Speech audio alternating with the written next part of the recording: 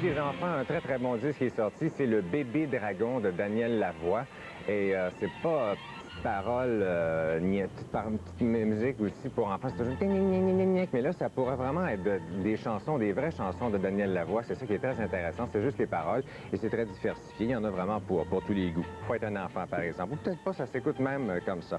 Ensuite, un excellent disque. Je sais pas si vous connaissez Henry Mancini, c'est vraiment le maître de la musique des bandes originales de films. C'est très lounge comme nom, Henry Mancini.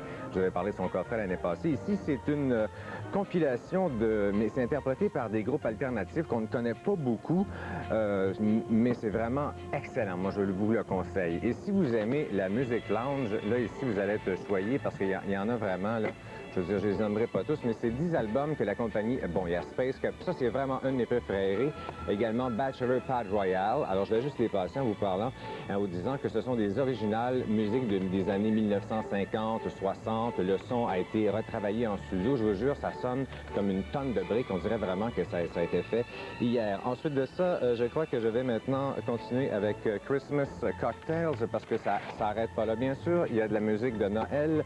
Ici, c'est comme assez hallucinant, merci.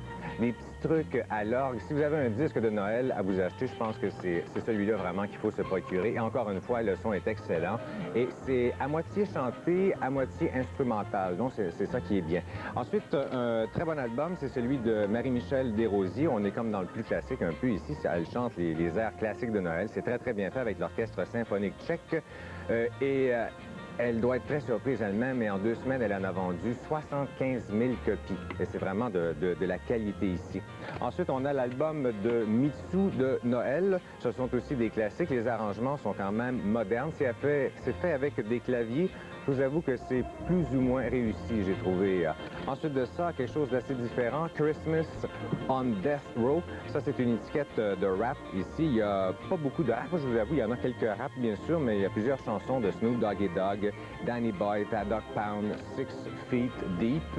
Ensuite, ici, ça, c'est vraiment très, très bon si vous aimez la musique alternative. Noël dans la rue, c'est fait par des groupes québécois, 10 groupes alternatifs ou métal. C'est au profit de l'organisme Le Bon Dieu dans la rue qui vient en aide aux sans-abri, bien sûr. Ce sont des classiques, mais carrément réarrangés. Groovy Aardvark, Barf, également Overbass, Banlieue Rouge, etc., etc. On est choyé aussi en musique alternative de Noël. Il y a Just Say Noël.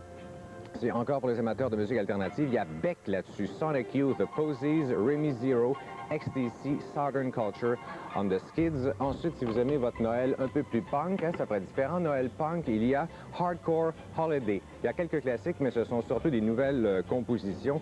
Ici, il y a 15 groupes. Ensuite de ça, qu'est-ce qu'il y a? Il y a Oh Come All Ye Faithful avec Henry Rollins, avec Sponge, Bush-X, etc. Et au Québec, bien sûr, qu'il y a un album de Noir Silence que moi j'ai bien aimé qui s'appelle Noël Henou. Je vous le conseille, un extrait d'une bière en enfer.